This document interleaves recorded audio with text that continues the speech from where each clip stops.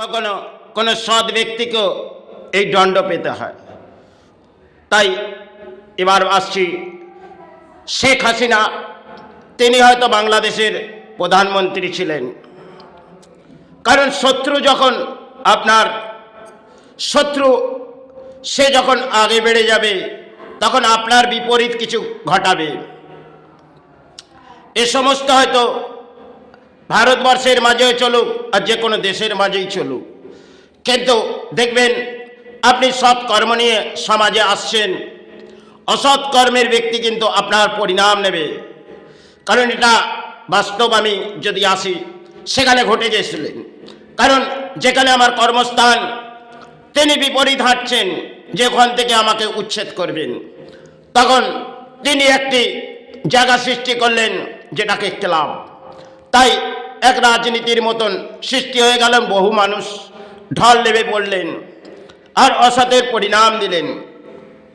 তাই সে সমস্ত ঘটনা আমি আসছি না, কিন্তু এই কলির রাজ্যতে হয়তো বাস করছি, তাতে অসৎ ব্যক্তি হয়তো বহু পরিণাম এসেছে, তাতে দণ্ড এসেছে।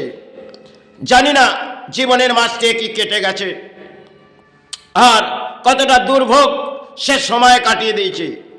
পথের দ্বারস্থ হয়েছি, আর সে সময় পথে অন্যায়ের হয়তো আপনি 10 বছর আগে আপনাকে কেউ কিছু আপনি জানলেন না, কিছু আপনার কাছে কোনো কিছু দিলেন, আর সেখানে সেই ব্যাখ্যাটি সময় তুলে দিলেন। এ ধরনের কাজ সমাজে ঘটে থাকে। তাহলে আপনি বহু সময় আগে কি খেয়েছেন আর সেটা হয়তো বেরিয়ে গেছে, সে নিয়ে আবার লড়াই হবে। সেরকম ভারতবর্ষের আইনও আর যে কোনো দেশের আইন, যখন কেউ উচ্চ স্তরে আসবে সে কিন্তু আপনাকে যেমন রাহু আপনাকে গ্রাস করে নেয় কোনো গ্রহ, তেমন তিনি সর্বশান্ত করতে চাইবে। এটাই হয়তো ভারত কেন বিশ্ব ব্রহ্মাণ্ডের মাঝেই চলে। তাই সে শেখ হাসিনা জানি না তো আর কি কর্মের কাজ করেছিলেন, আর সেখানে বহু বছর তিনি দেশের মাঝে কাটিয়েছেন। আজ যে ব্যাখ্যাটি আসছেন তাতে মনে হয় তাকে একটি দণ্ড দেয়া হচ্ছে। সেটা কতটা অপরাধ আর সে সময় হয়তো ফুটে উঠলেন না, আজ সেটা ফুটে উঠছেন। তাহলে বহু সময় আগে কি ঘটে গেছেন, আর আজ যিনি ক্ষমতায় এসছেন সে পরিণাম কিছু দেখাচ্ছেন। তাহলে তিনি বাংলাদেশের প্রধানমন্ত্রী, আর সে দণ্ড তারা যে দিচ্ছেন দেশের সংবিধান আইন অনুযায়ী।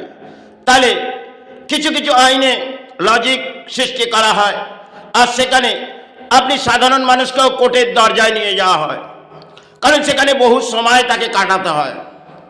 এ ধরনের ভারতবর্ষের সংবিধান আইনে আছে, আমি ব্যাখ্যা করছি, তার প্রমাণ আমার কাছে আছে। দেখবেন আপনি কোনো অন্যায় করলেন না, আর সমাজের কিছু মানুষ এমন যেন আপনাকে দুচ্ছায়ের মাঝে ছেড়লেন, সে আপনি বড় অপরাধী, আপনাকে সাজা দেওয়া হবে। এটা বাংলার মাঝে কেন ভারতবর্ষের মাঝে চলে, কারণ তখন সে সমাজে কেউ তার যোগ্যতার মাঝে আসে না, আর তার সাহারার মাঝে কেউ আসবে না। কেন? উনি অন্যায়ের মাঝে অপরাধ, তাকে সাজা দেওয়া হোক, তিনি চোর, তাকে সাজা দেওয়া হোক। এই ধরনের দেখবেন হিংসা সৃষ্টি হয়। হয়তো সেই হিংসায় তিনি সে সময় হয়তো সফল হলেন, কিন্তু তাতে হয়তো বিফলও আসতে পারে।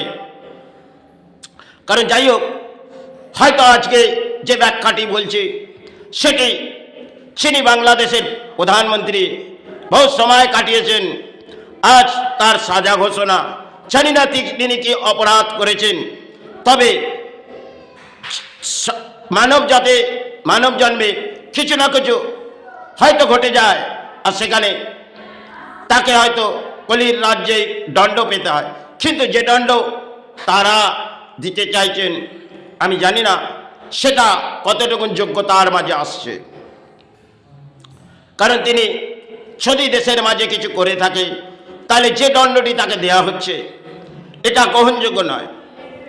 তাই হয়তো তার রাজ্যের মাঝে গ্রহণযোগ্য হতে পারে, আর ভারতবর্ষের মাঝে তিনি হয়তো আশ্রয় নিয়েছেন।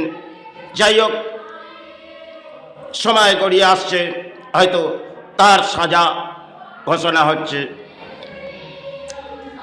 তাই জানি না কোন অপরাধ তিনি করেছেন। তাই কিছু কিছু আইন যেমন লজিক সৃষ্টি করা আছে, সেগুলো আইনটি একদিকে যদি দেখি অন্ধা, তাই অন্ধকারের মাঝে আলো ফোটানো কখনো কখনো বিফল হয়ে পড়বে। কারণ এই আইন, যে আইনগুলো ভারতবর্ষের মাঝে আছে আর যে কোনো দেশের মাঝেই হয়তো আছে, এই আইন কখনো কখনো আপনার বিফল দাঁড়িয়ে যাবে।